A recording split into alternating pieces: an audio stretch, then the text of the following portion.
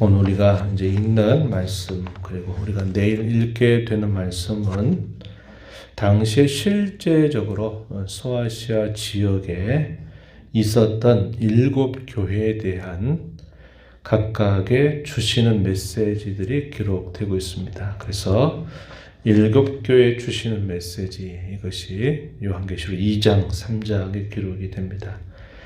오늘 읽은 내용에서는 4개의 교회가 등장하죠. 에베소 교회, 서머나 교회, 버가모 교회, 두아디라 교회, 이 4개의 교회가 등장합니다.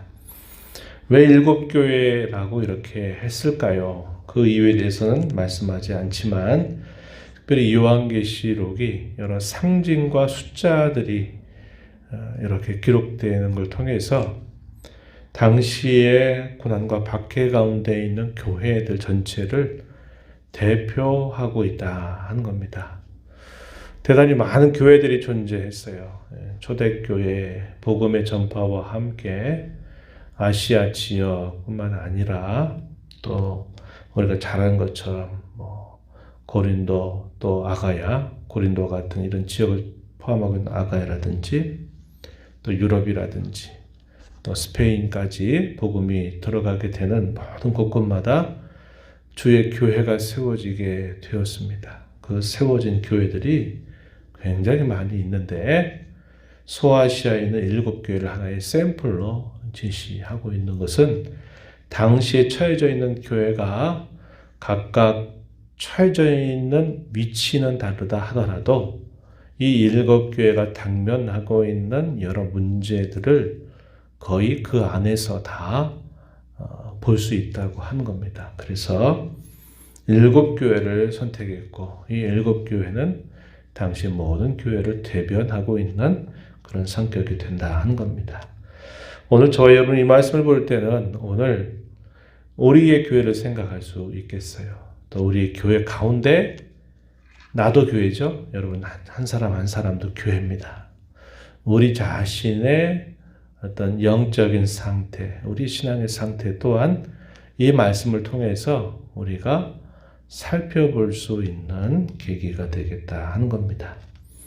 주께서 교회를 세우신 것은 이 교회를 통해서 하나님의 구원의 역사를 이루어가기 위한 것입니다. 그래서 초대교회 우리 교부들은 교회밖에는 구원이 없다라고 이렇게 말합니다. 물론 교회라고 말할 때 역시 보이는 교회를 먼저 뜻하는 것이 아니고 하나님 구원받은 백성들이 이루는 공동체, 그 공동체 안에서 주께서 주신 말씀의 선포라든지 주께서 명령하신 것처럼 성례, 세례와 성만찬을 집행하게 되는 것, 이것이 제도적으로 잘 시행되고 있는 것을 교회다 이렇게 부르고 있는 겁니다. 그러한 교회를 통해서 하나님의 구원의 역사를 이루어 가시기 때문에 교회가 갖는 이 위치와 역할은 대단히 귀한 것입니다. 이 교회 바깥에 우리가 구원을 기대할 수 없기 때문에 그러하다 하는 것이죠.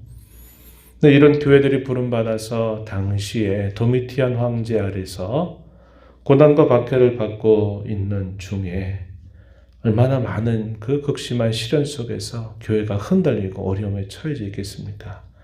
그런 어려움 속에서 교회는 전투하는 교회, 영적인 세력들과 끊임없이 싸우는 교회로서 존재하게 된다 하는 겁니다. 그런데 그러한 싸우는 방식에 있어서 사탄이 무엇보다도 목표점으로 삼고 있는 것은 결국 그들을 신앙으로부터 떠나가게 하는 거죠.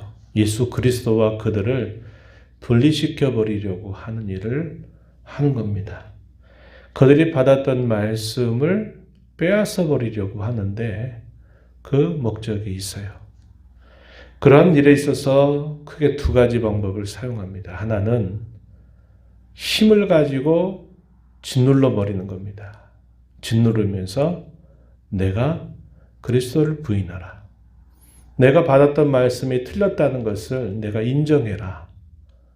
힘으로 강제적으로 짓누르는 방법, 채찍을 사용하는 거죠. 또 하나의 방법은 그들을 엄밀하게 돌아서게 하는 겁니다. 그들을 미혹해서 그들이 받았던 진리를 흐릿하게 만들고 그 진리를 외면하게 만드는 거죠. 가장 좋은 방법이 거짓된 잘못된 가르침들, 그 가르침들을 교회 안에 퍼뜨리는 겁니다. 그럴 때 항상 그런 일에 앞서서 그런 일을 선두지휘하는 사람이 항상 있게 돼요. 그래서 오늘 우리가 있는 여러 교회들의 모습 속에 나타나고 있는 이 싸우는 내용은 바로 이런 내용들을 가지고 교회가 싸우고 있구나 하는 것을 보게 되는 것이죠. 예를 들면 진리에 관한 싸움에 있어서 잘 싸움을 수행한 교회로 칭찬받은 교회, 그 교회는 에베소 교회라는 것을 우리가 살펴볼 수 있게 됩니다. 읽었던 말씀 중에서 2절 말씀 하반절에 보니까 악한 자들을 용납하지 아니한 것과 사도라 칭하는 자들의 거짓된 것을 드러낸 것, 참 너희가 잘했다 이렇게 말씀하죠. 또 6절 가서 보면 니골라당의 행위를 미워한 것 참 잘했다. 니골라당은 거짓된 교훈을 퍼뜨리는 하나의 당짓는 이들이 모여든 것을 말하죠. 잘못된 것에 함께 동의하고 함께 생각을 모으고 따르는 사람들의 부류가 교회를 이루는 신자들 사이에서 있었다 하는 겁니다. 그런 행위를 함께 미워하는 일에 잘 감당했다 이렇게 표현하고 있는 겁니다. 그래서 이 에베소 교회는 거짓된 교훈에 관한 진리의 싸움에 있어서는 잘 싸웠다 칭찬을 받게 됩니다.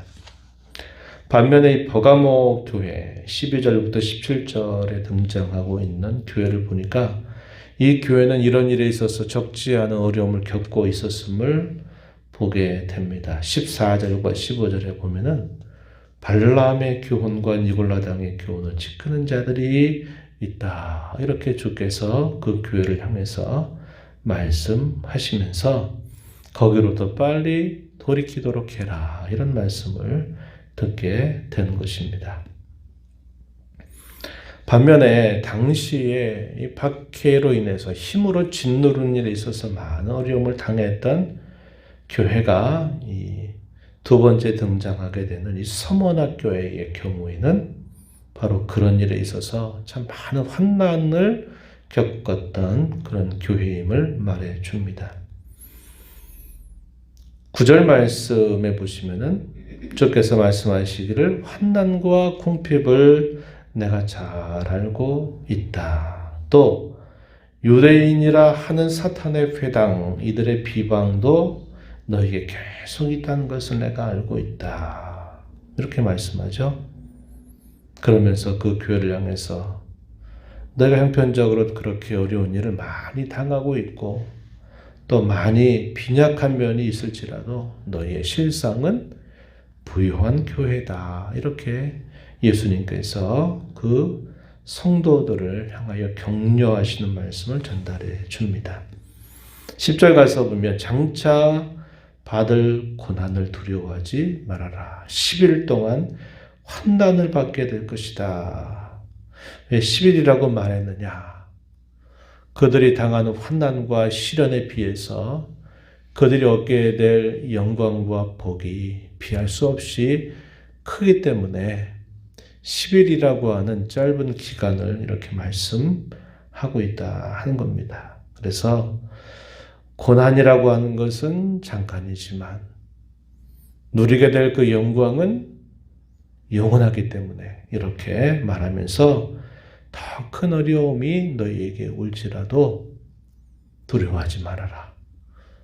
잘 이겨낸 것처럼 그렇게 하도록 해라. 이렇게 주님이 격려하시는 말씀을 주고 있다 하는 것입니다. 그리고 또 예를 들어 버가모 교회 12절부터 17절에 등장한 이 버가모 교회를 보게 되면 믿음 때문에 죽음을 당하는 그런 신자가 있었다고 소개하죠. 13절 말씀에 보면은 사탄의 권자가 있는 곳에 살면서 주님의 이름을 굳게 붙잡다가 충성된 증인인 이 안디바가 죽임을 당한 일이 있었다. 그러한 가운데서도 믿음을 저버리지 않았다. 이렇게 말합니다. 강력한 권력의 힘으로 짓눌렀지만 그 힘에 의해서 압도당한 것이 아니라 오히려 이겨냈다. 이렇게 말하면서 그 당시에 당했던 그런 고난 가운데서 승리했던 모습을 소개해주고 있다 하는 것입니다. 두아디라 교회 같은 경우 마지막에 등장한 교회도 거짓된 교훈에 역시 또 취약했다 하는 것을 보여주죠. 20절 가서 보면 자칭 선지자 이세벨을 용납했다 하는 것들, 이런 것들도 역시 교회를 향한 이 사탄의 공격 가운데 또 한편으로 연약한 모습을 보여주고 있다 하는 것을 우리는 확인하게 되는 것입니다. 그래서 이런 여러 교회들의 각각의 모습들을 우리가 세세하게 살펴볼 수는 없을지라도 이렇게 보게 되면 크게 교회를 향한 이 박해는 이 두 가지 내용을 담고 있다. 그래서 우리가 교회를 이룰 때 가장 중심에 두어야 될 것 중에 하나가 뭐냐면 주의 말씀을 빼앗기지 않는 거예요. 빼앗기지 않는 겁니다. 주님을 향한 우리의 신앙의 고백이 그 고백의 순수함을 계속적으로 충성스럽게 인내하며 붙들고 가야 된다고 하는 거예요. 그런데 우리가 막상 하루의 생활을 시작하면서 우리가 얼마나 많이 연약한가 할 때는 그 면이 참 약합니다. 말씀을 또 전하는 저 자신도 그런 생각들을 잊어버릴 때가 참 많아요. 그럴 때 되면 내가 하나님 말씀을 준비하고 전하면서 그 생각을 이렇게 마치 설교해야 되니까 설교하는 것처럼 이렇게 하게 되는 거 아닌가, 이런 생각이 들 때 깜짝깜짝 놀랄 때가 있습니다. 하나님의 말씀을 항상 간직하는 그런 자세를 가져야 됩니다. 그래서 간직하는 방법이 어떻게 될까요? 되뇌는 거죠. 예를 들어서 이제 우리가 주일을 보내고 나서 이제 4일이 지나가는 날이잖아요. 그러면 한 번씩 되뇌이는 거예요. 물론 새벽 시간에 들은 말씀을 통해서 오늘 내가 이런 사실들을 하나 깨닫게 됐다 했을 때 그것을 붙들고 어떻게 이 말씀을 따를까, 주님의 도우심을 구하는 자세 갖는 것 중요하고, 주일날 우리가 함께 나누었던 그 말씀이 무엇인가를 또 한 번 반복하는 거예요. 주일날 이런 말씀 받았지. 근데 막상 생각해 보려고 하면 생각이 날 듯 안 날 듯 이렇게 될 때가 참 많습니다. 그래서 그럴 때는 여러분들이 주보에 또 다시 한번 주보를 들여다보는 거죠. 주일날 이런 말씀을 하나님이 나에게 그리고 우리 모든 성도들에게 주셨지. 그럼 그 말씀을 다시 되새기고 해서 그 말씀을 통해서 모든 걸 다 기억할 수는 없을지라도 그 말씀 속에서 내가 이렇게 인상 깊게 주의 깊게 듣게 되었던 그 내용들은 마음에 간직하고 그걸 또 내가 행하려고 노력을 하고 하는 것입니다. 이런 일들이 우리가 하루하루 살아가면서 이것들을 붙들어야 돼요.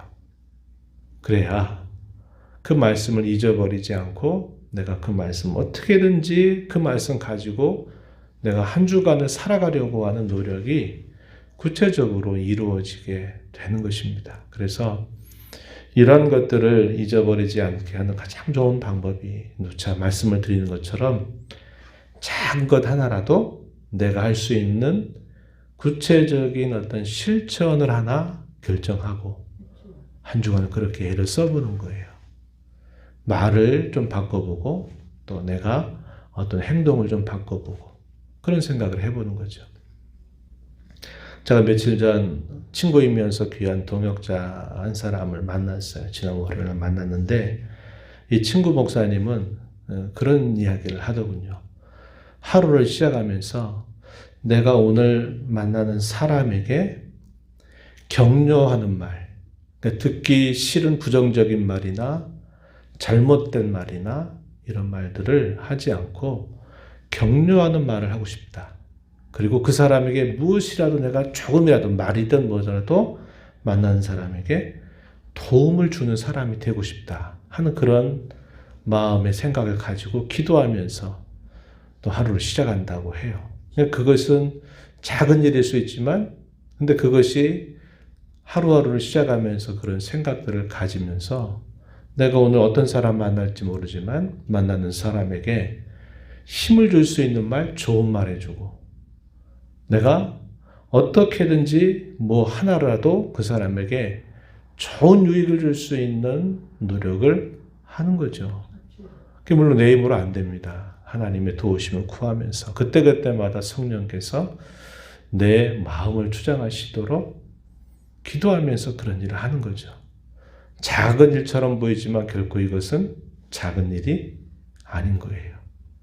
말씀을 붙들고 살아가는 것이 이와 같이 이런 구체적이고 작은 실천들 하나하나를 내가 결정하고 살아가면서 그 말씀이 내 것이 되어가는 겁니다. 그 말씀이 내 것이 된다. 그러면 성령의 충만함을 있게 되는 것이고 그럼 사탄이 이렇게 저렇게 공격을 해와도 그 말씀을 가지고서 적절하게 그 말씀을 가지고 대응해서 싸워 승리할 수 있도록 되는 것이죠.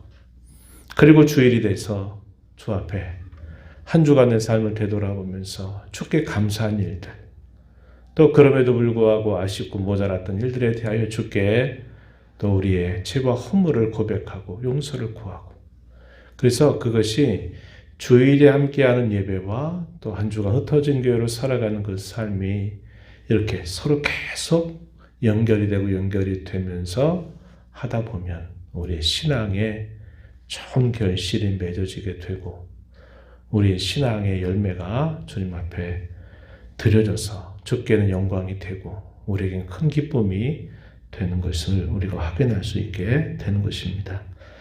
마지막 교회에 주시는 말씀에 공통적으로 등장하는 말이 있어요. 그게 뭡니까? 성령이 교회들에게 하시는 말씀을 들을지어다.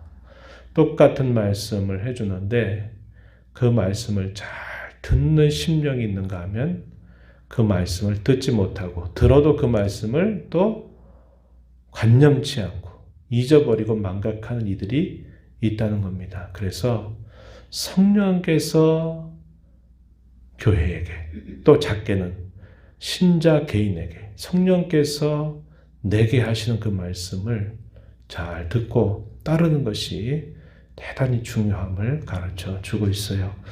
이 하루 또 주께서 우리에게 주신 새로운 하루입니다. 또 새로운 하루를 살아가시면서 새로운 결심 가지고 말씀 붙들고 순종하며 살아가면서 주께 영광이 되는 삶이 되기를 진심으로 바랍니다. 하나님 아버지 감사합니다. 이 새벽 시간에도 저희들을 깨워주셔서 또 이 새 하루를 열면서 하나님 앞에 찬양과 경배를 드리게 하시고 오늘도 주신 이 말씀을 교훈받게 하시고 말씀을 품은 자로 말씀을 받은 자로 이 하루를 주 안에 시작하게 하심을 감사드립니다.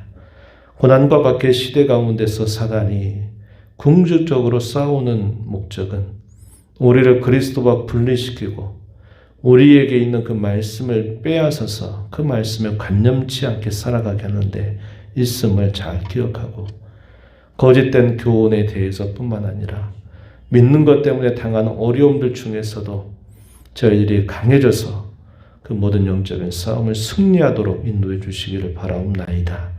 은혜 보호자 앞에 나와 아버지 은혜를 구하는 모든 심령들의 간구를 기울여 주시고 응답해 주시기를 바라며 예수님 이름으로 기도드리옵나이다. 아멘.